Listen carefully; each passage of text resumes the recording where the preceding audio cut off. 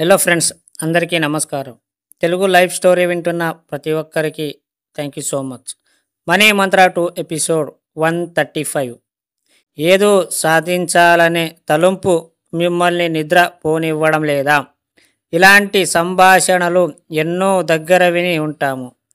కల కన్నడమే కాదు, కలలో జీవించండి వినడానికి బాగానే ఉన్నాయి, కానీ నిజ జీవితంలోకి వచ్చేసరికి అవి నెరవేరము అని వదిలేస్తున్నారా?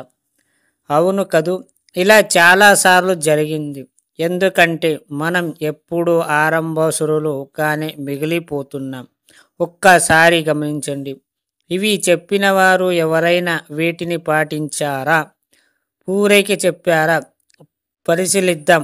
ఇలాంటి వాక్యాలు వారి అనుభవం లోనించే బయటికి వస్తాయి. వాక్యంలో గడత మీకు అర్థమవుతుంది. ఒక తలంపు అంటే ఏదైనా మీ కోరిక కావచ్చు, లేదా ఆలోచన కావచ్చు. పదే పదే తలుచుకునేది తలంపుగా మారుతుంది. మీరేమో మీకున్న అప్పుల గురించి ఆలోచిస్తూ తలంపుగా తయారు చేసుకోవడం వలన ఇంకా అప్పులో కురుక్కుపోతున్నారు. అలాగే ఇతరుల బాధలు, మీ జీవితంలో సమస్యలు, ఇలా చాలా రకాలుగా పదే పదే ఆలోచించడం వల్ల మీ జీవితంలోకి వాటిని ఆకర్షిస్తున్నారు. ఇప్పుడు మెల్లిగా వాటిని మర్చిపోండి. మన సబ్జెక్ట్లో నిన్నటితో సంబంధం లేదు.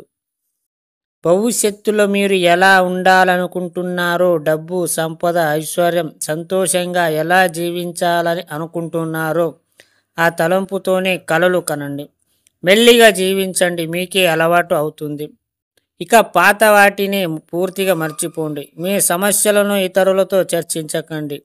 కేవలం మీ సంతోషం, మీ ఆనందం, వీటి గురించి మాత్రమే తలంపు చేయండి.